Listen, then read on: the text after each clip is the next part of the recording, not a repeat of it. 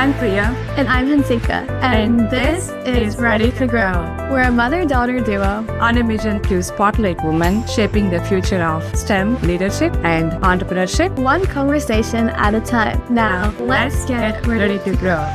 Welcome back to Ready to Grow, the podcast where we amplify the voices of women in STEM, leadership, and entrepreneurship. I'm your host, Priya, and today Hansika and I are thrilled to host a true multi-industry powerhouse. Our guest is a seasoned CEO who has led and scaled companies across industries, and an active seed investor and a leader known for her people-first philosophy, Georgine Muntz. She has transformed businesses in auto finance, childcare tech, and is now shaping the future of hospitality as the CEO of Visual Matrix. Georgine, welcome to the show. Well, thank you. I really appreciate you guys having me. I'm excited to talk with you today. We're so excited to have you on our show, and thank you so much for joining us. This conversation will not only be inspiring for us, but everyone who's watching it. But before we jump into the questions, I want to share something personal. When I was at Scopus Financial, later Reprise Financial, I was on the other side of the fence as an end user. I used DeFi Solutions, a loan origination system, every single day for almost a decade. I was living in the product you built, and you were on the other side, shaping it, scaling it, and influencing an entire industry. And over the years, so many of my ex-colleagues have told me that Georgine is one of the best leaders to work for. And I have always wished I had the chance to experience that firsthand. So I'm genuinely grateful that Ready to Grow brought us together today. You saw my resume. I do like to try new things and do different things, but that's so sweet. Thank you for saying that. Yeah, it was a great time at Define. I loved supporting our clients, and thank you and Scopus for being amazing clients from the beginning, really. Absolutely. Yes. We had so much fun. For now, I'm just really happy we get to have this conversation. So, Georgine, can you please share your journey from your early career, like what first drew you to business and tech, and all the way to becoming CEO of Visual Matrix, and what you see ahead for the hospitality industry? So if I go far back to my childhood, things, your style and your leadership really develop early. I was raised by a single mom of 4, and I ended up in 12 different schools in 8 years. So that kind of teaches you how to adopt different places, different people, different friends, different problems.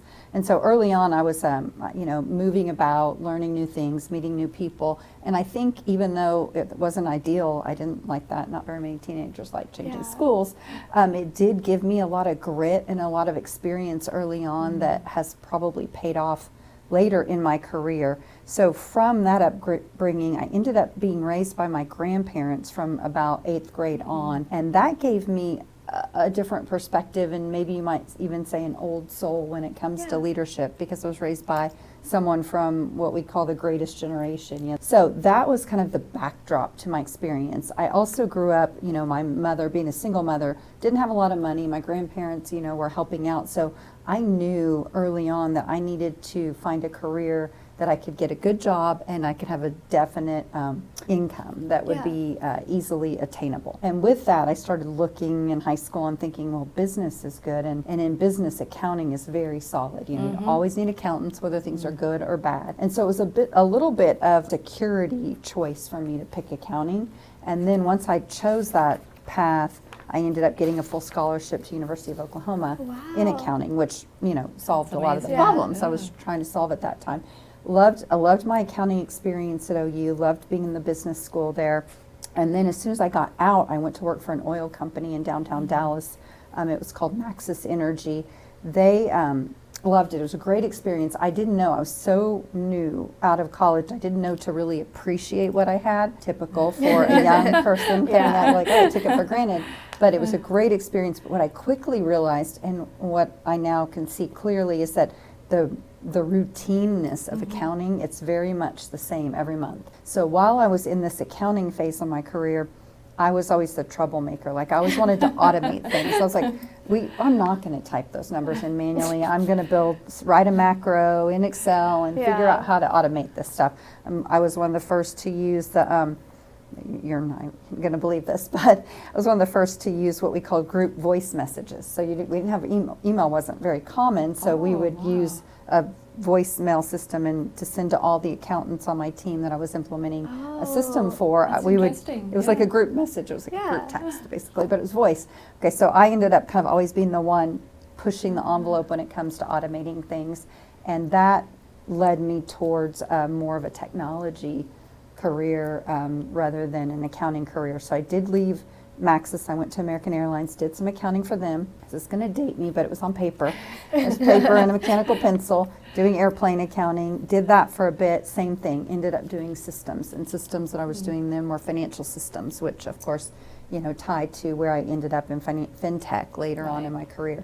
So ideally, like, that was a fabulous base for a career because you understand business, accounting, and systems and the underpinnings of what make a company work well. That experience at American led me to realize that I needed to get an MBA because at American Airlines at the time, they had a bit of a two-class system, and if you had an MBA, you were in a different category of work than if you didn't.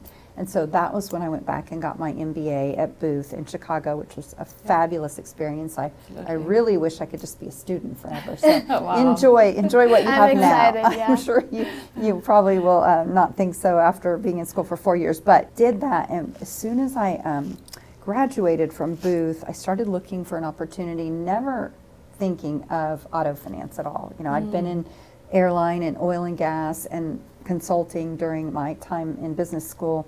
And so this idea of going to auto finance was not in my radar, but they found me because at that point Monster and job boards were pretty new, and somehow their recruiter found me there, and so I ended up at AmeriCredit, which is now GM Financial. And that began my real finance, fintech type function in my career. And while I was there, we built some systems for GM Financial that ended up getting used for, well, kind of the basis of Defy. Defy was based on a tool that we started using there.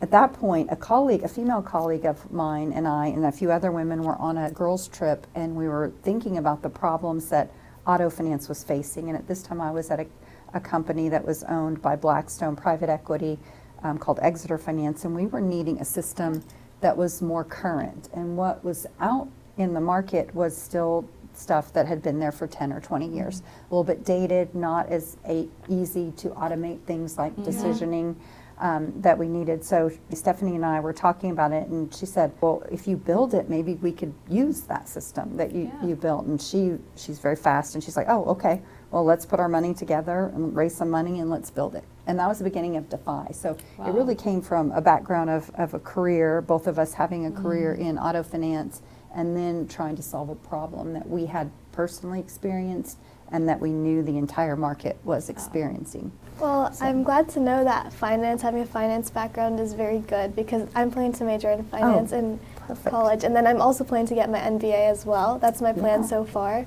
Love that. No, it's good. It's like a good foundation. I told my daughter when she started thinking about college, like, I highly recommend accounting, even though I don't want you to be an accountant. I doubt you would want to be an accountant or engineering. And she ended up going that route. But they're two really good, basic, transferable skill sets, and I think you'll. Such a humble journey, yet you touched on a lot of points, Georgine. We talk about necessity is the mother of all inventions, right? Yeah. So you talked about automation. It's all about solving a business problem. Absolutely. Right? So and how solving a problem led you from one industry to another, and how you navigated through that so beautifully. And when Hansika is been talking about majoring in business and finance, and that made me think, hey, I know somebody who has done finance and business, who has been successful. And today we have Georgine here with us talking about her journey. So moving on to next question. So your background as a CPA and MBA from Booth School of Business is a rare foundation for serial tech CEOs. Many professionals in STEM today are seeing their roles merge with finance. What non-technical strategic skill from your finance background was most vital in the high growth, high stakes environment of a SaaS company like Defy Solutions? The reality and what I was able to see, because I had been in a few different companies and different industries in the first 10 years of my career, was patterns. You start to see patterns that when you get your first job, you think, oh my gosh, this is all unique, and clearly no one else is having these problems that we're having. And you see it from that perspective. But after being in 2 or 3 different companies, and especially in consulting where you see multiple companies in a given 6-month period, I realized that all problems were very pattern oriented, especially on the finance side. You know, I wasn't at that point in the front operations. Front operations can be really different in different industries, but in the back and finance functions, accounting and technology, there's a lot of similarities. So I was able to take that understanding and those patterns and put them together. So when I came to a new industry and tried to solve problems, it was almost like I'd already been in that industry. And then after understanding the patterns, it gave me a even more clear understanding of the fact that all problems are people problems. There's really, I mean, process, technology, hardware, all of those things are fairly similar and fairly manageable. People are the hard part. So this is a non-technical skill that I learned the hard way. And the way that I like to say it now and what I tell people I'm mentoring or some of the team that I lead is this. I was like, people do not do what you want them to do. People do what they want to do.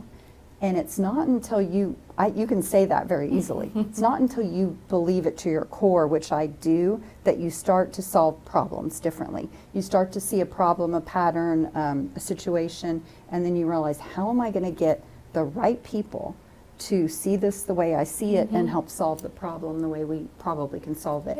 And it's not necessarily my way, it's probably the way that the group of us can come up with solving a problem. So getting to that understanding with the patterns and people really makes changing industries, I won't say easy, because every industry has its own language. You know, auto finance, there's so many acronyms, and if you haven't been in it, you just think we're speaking a foreign language. Every industry has that situation, but you can pick those little pieces up quickly if you kind of see the bigger picture on the patterns. So simple, yet many women, or in general, anyone there, who are in their early career or mid career, they always think, oh my God, I'm in healthcare, I'm in financial services. I think I should stick to that so that I can navigate through the rest of the journey, right? Even myself, I somehow stayed in financial services and fintech for almost 2 decades. It wasn't my choice, but that's how the opportunities came to me. But you also talked about solving the problem. It's all about people and solving the problem. So that makes me believe that those fundamentals never go out of style. You don't realize you do. You take it for granted. Exactly. Whenever I'm like running one of my nonprofits, it's like a team, and it was a lot of trying to communicate to the rest of the team and the volunteers in the way that they would understand it, not in our way, because we already know everything that's going on. We know the problem, we know what we want to work on, but it's more about communicating it to them in a way that they would understand, in a way that they would actually be incentivized to do it. That's exactly it. So you're learning that lesson early. Okay, so on to the next question. You served as a CEO across drastically different tech verticals, from auto finance to childcare to hospitality. For women who might feel pigeonholed in just one industry, how do you figure out which skills actually transfer whenever you're stepping into something completely new? You know, I think it ties to what we were just talking about, the patterns and the problems. So you've learned to solve problems, and you've learned to do that with people, like you just mentioned. Like when you go to interview for a job, you look at what problems the hiring manager's trying to solve. You can probably figure those out, and if you can't figure them out, you ask in the interview, and you start to relate your experiences maybe in a different industry to their problems. And it's really refreshing for those other leaders to see that their problems can be solved maybe a little different than they'd ever thought, and that the skills that have been learned in other industries can help them maybe get ahead. And that is really the case with auto finance and hotel technology. And you mentioned that you felt like you were such an expert in auto finance and financial technology that may not apply. Well, what I found fairly quickly, probably about 6 months in the hotel industry, is the PMS, which is the property management system that people use to check in, check out, manage inventory, is very similar to a loan origination system. It makes decisions, it handles financial calculations, it tracks information, it has rules, really similar. And you wouldn't think about that. And nobody outside the industry, or who probably wasn't or hadn't been in both of those roles, would ever associate that. But it didn't take very long to see that pattern and understand that a hotel PMS system system is much like a point of sale system for a lender, which is a little bit like one for a retailer. So it kind of starts to come together, and so that experience is really directly transferable. But they were in hotel tech about 10 years behind fintech when it comes to technology. Like today, hotels, probably half of the hotels out there are running on core technology, PMS technology that's still on premise. Wow. Not even in the cloud, and it's hard to believe. So getting to like do it here and move people to the cloud in this industry, and then come here and have all that experience is really beneficial. There is so much potential in hospitality, especially when it comes to technology, data, AI. It's pretty much similar. I mean, my roots are from data and AI. I have been in data and technology for 2 decades. And technology has been changing drastically. Yes. But what is constant is the business problems. Yes. Right? Data, And the getting fundamentals to are it, same. understanding it. Yes. So that was a great perspective you shared, Georgine, especially for young professionals or Hansika, like kids who are majoring, who are senior in high school and planning to go to college. It is such a great perspective to know that they don't have to be scared of navigating through a change, especially when they start out. They may join a company, and it doesn't mean that they have to stay in the same line of business. They can always pivot and change and be successful. For founders in the STEM space, looking forward a future M&A, what is the single most important organizational independence or process documentation milestone that they must hit to maximize their company's value prior to an exit? So the next question is very interesting for you, because you have led the company, built it, and also exited DeFi Solutions. So after successfully scaling and exiting DeFi Solutions, you understand value creation deeply. For founders in the STEM space, looking forward a future M&A, what is the single most important organizational independence or process documentation milestone that they must hit to maximize their company's value prior to an exit?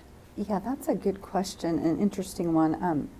We, DeFi Solutions, we started with 0 revenue, and we ended, closer to 20 million in revenue, annual revenue. And that takes a big part of your focus. Like, you have to build revenue, and the way you build revenue is solving problems for customers, right? So that part is like table stakes to being in that scaling and growth business. But beyond that, I think the thing that sometimes is not as well known as growing revenue, growing the business, is this: you need to have a leadership team. Nobody wants to buy a business for a founder. It's great to be Steve Jobs, but not everybody can be him. So you need to have a group of people solving the problems for your customers, especially when you have more than 1 or 2 customers. So like creating a real team, and that's not just people who do what you tell them to do. It's a group of people who think, solve problems, and work together well to build the business. So that's thing one that you have to have. And then the other thing that is critical, and there's a lot of them, and one of the tools we used at DeFi was called TVI, a Transfer Value Index. It's a tool that has a lot of different pieces to it, and we were measuring ourselves against that to see if we were ready to have an opportunity to transfer value from one owner to another in our process. And one of the other key pieces of that, and there's probably 100 different pieces to it, but I'm giving you the bigger ones. The second bigger one, beyond having a team, is that the founder needs to be able to take a vacation, because that's a good sign that they're not doing 5 jobs and the business can operate without them. And then the last piece that's a really big chunk is you need to have good financial systems, back to accounting and finance. Like, if you can't measure and collect your revenue, it's going to be difficult for you to transfer value. So you do need to have a healthy accounting, close, financial reporting, and tracking system. So those are 2 or 3 of the big ones. That's very incredible. I think this is so practical, and honestly, I feel that in today's world, founders don't get to hear these kind of insights very often, right? If a founder can take a vacation, that itself tells them that they have Yeah. a great team behind them. It does. Yes. And you Yes. won't get to do that in your first few years, but eventually Right. if you're getting to a point where you think you need to exit, you need to start building in those processes. Right. Yeah. And it doesn't happen in a day, right? No. It has to be intentional. It has to come with, got to build intentionally that culture. Yeah, it takes a Absolutely. village to build that team. It does, yeah. And one of the first important hires we made was someone to do the billing, because you can't pay the bills and you don't have a lot of money when you're a startup, so you got to get that money in. So yeah, definitely starting to build that team is critical. Yeah, one of my favorite ways to just do work in general is always teamwork. Oh, yeah. Even when it comes to like choosing between projects, individual or one as a team, I always would choose to work with the team. You do? Oh, Yeah, great. I think that's like a big thing about me. One, I guess because I'm very social, so yeah, Mhm. I like to work with other people, but it makes making decisions easier as well. You always have other people to bounce ideas off of, so yeah. I agree. And then that work from home, which is the model we're in right now, is that we're remote. You miss out on some of that. So Yeah. it's nice to get onto a team and work together, even if it is through Zoom. Yeah. So moving on to next question. This topic is I care very deeply because it is tied to responsible AI. So you have spoken about historical data embeds bias into AI, which is a major concern for us. As a CEO, how do you ensure the algorithms and product development at Visual Matrix are actively designed to be inclusive and combat rather than perpetuate those implicit biases against women or other diverse groups? Yeah, that thought process came from another group that I was in, the Women's Innovation Council, and we were getting together and talking about things, and someone brought that up, and I was like, of course it does, because the large learning models were built on all the data, pretty much Yeah. everything on the internet, right? And we know that a lot of that is got biases built into it. The good thing for me when it comes to your question is, like, because I'm mostly running financial systems and not a large LLM, is that financial data is already pretty well Right. cleaned up of that. And in Right. auto finance we have adverse selection and things like that, where you do know that there's some biases in the data that you've already worked out. So for what we're doing, we don't have things like race, gender, religion. Those things aren't in our data, which is Right. helpful. So Very I don't helpful. worry about it as much for the data in the systems that I've been over. I do think there are some industries where you would, like think healthcare and other businesses that do track all of that type of data that could then be used inappropriately or bias some groups over others. So I haven't spent a lot of time worrying about it with our data, as much as understanding that some of these LLMs, which we're all going to use, we're going to use them as part of our AI toolkit that we're going to build our systems on, has it in there. So I think we just have to be aware of what we're using them for and try to adjust, or know that if we ask for certain things, we might end up with certain, biases in there, and then have someone like you, a data person, help us try to mitigate that. Absolutely. You touched upon something very simple yet very powerful: awareness. Awareness is very important in this era of AI, right? Having the awareness of what data systems you have, what data you're collecting, how are you managing that data, and who has access, and what level. So that is very important. And that makes your LLM or AI or any model using your data safe, and also that awareness creates trust. You mentioned about there is so much commonality between auto finance or financial industry and hospitality. That really surprised me. I thought, how did Georgine really navigate from finance side of things to hospitality? But it's all about looking at the patterns that you mentioned earlier and figuring out what problems you can solve. I think next question is a good segue into something we talked about, culture, and you talked about people. People, process, technology, they all have to go hand in hand in order to deliver business as well as to innovate. Your people-first philosophy is key. In practice, how do you create a culture where the diverse perspectives of women on your product and engineering teams are not just heard, but are prioritized and given the authority to shape the final technology decisions? When I read that question, I laughed because my team is 5 women, 3 men. So I have the opposite problem. I need to make sure that the men or other diverse voices, like maybe younger or maybe older or more experienced people, are heard over the women. So the women often will start our meetings, everybody's talking about their hair, and I, feel bad for our CTO who doesn't have any hair. So, we've got different problems on our team. That is not one of them. Getting the women's voices heard in my company is not a problem, but it is in other, other areas. And so I think your question is very valid, just probably not as much for me as it is for other leaders.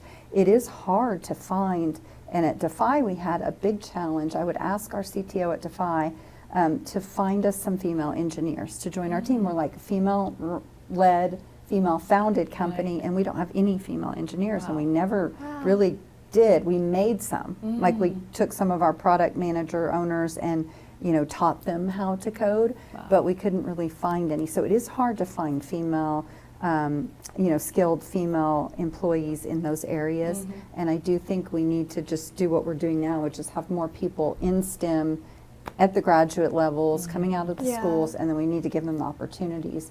But it's harder because there's just less of them. Yeah, even though it's better than ever, it's still hard. Focusing on that is key, and you might be able to share some ideas on how we can get more women in STEM. I think I've heard more people these days, a lot more girls but in my grade who are planning to go into engineering. I think those rates are slowly getting higher, more girls in STEM. STEM has become a really huge industry. I know a lot of my close friends especially are going into electrical engineering, mechanical engineering, all of that. So I think that rate is definitely going up for sure, Yeah, I think so too. And so we just need to keep encouraging that and then try to pull them into some opportunities as they come up. It's a little harder, like if you want to interview 10 people, it's really easy to find 10 male developers because there's just so many of them. If you want to at least get one or two into the pipeline, you might have to interview 30 to get one or two women or maybe other different diversity that you want in that group. Very true. As working of a board of director on GEMS Camp as well, I also did an internship there before. Seeing all the girls, they have so many summer opportunities and programs for girls in STEM. Not only just girls in STEM, underserved, I was making some of the materials for them as well. And it was really nice because you see so many girls, they're so excited about doing STEM. During their graduation, they were so happy to be part of those programs. So I love that. So I think it's going to be great for women and for the men who are already in the industry to have that diversity of thought and problem solving, and just it's more fun to work with a diverse group. I mean, when you have diverse people, you have diverse perspective, diverse ideas, and diverse solutions as well. And Hansika brought up a great example of the GEMS Camp.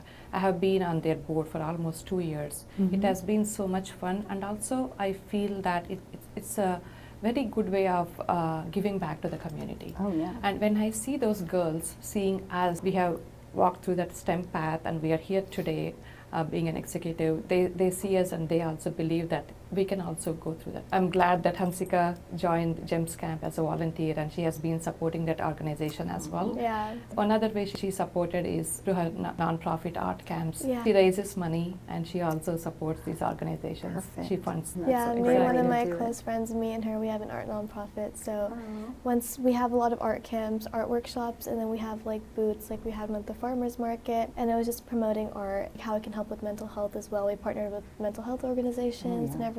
Some of our profits and everything went to the GEMS Camp, while others were working to support education and healthcare for kids around the world, possibly sending art kits to them because obviously we want to promote art, and creation of art really helps ease stress and everything. They definitely need all they can help with anxiety. And they're going to start going into digital art as well. Yes, so on to the next question. You're leading the Women's Innovation Council to boost female representation in hospitality tech. For women starting out, what is the most effective way to build a powerful professional network and find female leaders genuinely committed to lifting others up? I often talk to the women I mentor about this. You hear of the good old boys club, right? The old boys club. That works, and there's a reason that works, because men in these groups that you might call an old boys club support each other. When there's opportunities, they help each other find them. So I tell women, let's have our own club, right? Let's make our own, and we don't need to call it the good old women's club, but we can have the same concept, and that's that we have a group of people that we know, we trust, and we know know their skill sets, and then when we find opportunities for them, we help them get to them. And rather than compete with them, like Right. me and you thinking there's one CEO job for a woman and we're competing, we think, how am I going to get her in there so I can get to the board level? We need to start thinking like that as women and not be thinking that we're competing with each other, but we're in a group and support each other. And so that's what the Women's Innovation Council is. And in auto finance, we started an organization for women in that industry as well. Just giving a place where women, we are just getting to know each other, what our skills and our strengths are, and then trying to find ways to help each other, whether it's maybe send them a customer or the job's open. Pretty basic stuff, Yeah. but I think it's important, and I think women, we don't have enough of those opportunities, Right. and so I've just put this out there in hospitality, much like we did in finance, to try to get these women to find each other. And Right. as soon as you get it out there, they come. Even if we don't have a meeting or anything on the agenda, at least you start to know these people. Yeah, Which is seems great. like a very welcoming community for sure. So you said it is pretty basic, but we don't have that community. I do think that women often in certain scenarios are competing. You know, they're Right. taught to compete against each other for Yeah. various resources. You sometimes have to get women to think beyond that and think, okay, this is not your competition. It's beyond mentoring, right? It is. It is about sponsorship, right? You're opening We all doors need for that. other women. Men, women, everybody. We have to support each other, and we can be that change agent. When I support somebody, hey, there is a job opportunity out there, Yeah. and next time that woman, she will remember when time comes. Yes. She may refer Priya. We can always take that first step and be that change agent and bring Well, the you- community along. Absolutely, and when you hear people, especially people working with and for you, exhibiting behaviors that are counter to that, like talking bad about another woman, like stop that and say, I love the way she did this project and I would work for her any day. So you've got to you got to stop it, because I think it comes natural. And the unnatural part is like, let's not be that way. Let's be supportive of each other. Absolutely. Some memories from my journey as well. As a leader, I always want to show my team's work, whether it is men or women. One way I used to support them is by talking about them when they are not in the room. Absolutely. Right? So when they did something great, when they did a particular task, when they went beyond their skill set, learned and exhibited that performance, I talk about them in the rooms where the senior leadership are there. So they need to Absolutely. hear how that person has exhibited that performance. Not only women, but like even just at my age, you're like put against each other, kind of like competitors. Like even just like into studies in school, for rank especially, you're like talking about people who are top 10, and you're like, oh, like I don't think they deserve that. Like, are you sure you're right? And especially one big thing I've noticed is whenever there's a girl who becomes valedictorian who's first of the class, that's talked about. Like, I'm pretty sure last year our valedictorian was a girl, and everyone's like, oh yeah, this year it's a girl. And I'm like, okay, so how is that different from it being a guy? Yeah, and what does that matter? Honestly, it's like they're all working the same amount, but they just think like, oh, it's a girl, so it's like so different. Yeah, You know? yeah. Let's not think like that. Let's Exactly, not. yeah. Like we've been competing this whole time during high school just to be a higher rank, right? So I Yeah, guess and going from competing here to later, it's So there's a lot of competition, so it Yeah. comes natural. When Healthy you're- competition is yeah. good, and I think it's best to educate the kids when they're in school. Hey, instead of competing, support each other. Yeah. And you talked about the teamwork. Yeah. Work together and bring something beautiful. Next question is very interesting because this part of your work, when I learned about it, this genuinely moved me when I first learned about it. So it's incredibly inspiring that Visual Matrix leverages PMS system that you talked about earlier to help combat serious issues like human trafficking. Could you elaborate on the process of turning a core enterprise system into a tool for ethical change and what this teaches us about the responsibility of tech companies today? It's a tough one, and tech companies have a lot of culpability in what's going on, right? Not necessarily because they choose to, but because they're the platform that people are using to make ads and do things they shouldn't be doing or transfer money. But it kind of ties back to the same things we were talking about earlier. Great technology solves business problems. Problems are people problems. And in this case, we were participating in doing what we do in the business, helping people with their PMS and with their operation systems, and found that there's a huge problem. Hotels are unwittingly participating in human trafficking. I think the number is 80% of, especially human sex trafficking happens in a hotel at some point. Either they're transported or trafficked or involved in a hotel at some point in in the process. And so when we learned that, and this was my chief marketing officer, Kristen Herring, she came to me at a conference. We were at a conference and she went to a luncheon that was about trafficking and helping victims of trafficking. And she came back and she said, Georgine, we have to do something about this. And I was like, how can we do anything about it? We're technology people. And but we didn't stop. Like, she wouldn't stop. She kept coming back and saying, we really need to figure this out. And so finally, she and I sat down. I said, okay, what if we do this? And we thought about the couple things we could do that weren't technology related. They were, one, we could give a percentage of our revenue to the victims. We provided 1% of our MOP revenues to that. And then the other thing we could do is we could take on some free training and we could have our whole team train on it. So we started there. And then we thought, okay, that's year one. And this year, how can we really build it in so that hotel workers have an opportunity to, if they see something, they can report it. And right now, what happens is if they see something, they've mostly been trained, but they have to fill out a form or paper. And that, you know how that is. Like, who stops? Forms Oh, go I'm cleaning a unnoticed, room. yeah. I'm going to go fill out a form and give it to the general manager. Even though they want to help, like they want something to be fixed. So what we did is we decided, let's find ways, just even, basic ways to start tracking the data. So if someone at the front desk or cleaning a room or doing maintenance sees suspicious activity, they can report it in the app they're already using. So they already have to track, what rooms they're cleaning, if they're clean or dirty, if there's any maintenance issues. Why don't we just put another button in there that they can say, suspicious activity, maybe take a picture of it and say, seems odd that there were 12 towels for, one night, right? Some, just some basic things like that. And so when we started talking to our customers about it and seeing, would that help you solve some problems?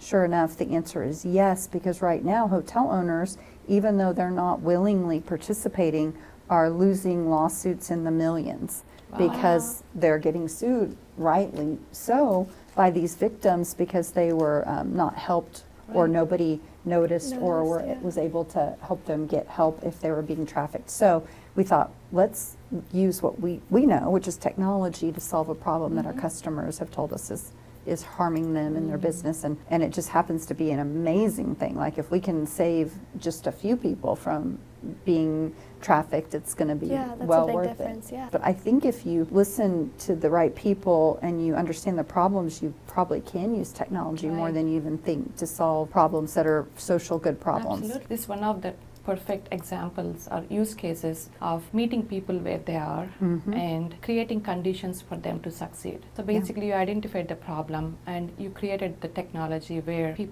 workers can use it easily in the system that they're already using. So that makes the adoption stick, that makes the adoption accelerate as well. It absolutely does. And in hospitality, they have a really challenging problem. Most hotels have about 20 different pieces of technology to run the hotel. So if we say, okay, here's a new piece that you can report, suspicious activity, they've got another login, another report, another thing. So we thought we had to solve a couple problems. We need to keep all their stuff integrated so the data flows where it needs to go.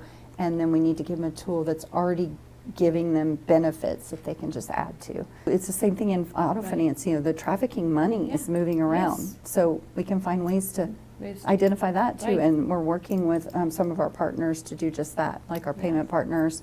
And then there's a partner called Dark Watch that has databases that have known they can offenders. identify that fraud. So this is the best way of putting technology to work. Absolutely. Especially to an issue that goes overlooked a lot. A lot of people, it just seems like a hard to solve issue that you can easily just be like, no, I don't think there's a way we can solve that. But and people in our little bubbles here don't even think it's happening. But it's they don't believe it's happening in here. massive numbers. That really surprised me. Yep. One of the numbers that has been quoted to me is that 25,000 people enter into trafficking, and that's labor and sex trafficking per day around the world. Per day. And that 90% of them don't get out alive. So it's a huge problem, and it's happening right here in our neighborhoods.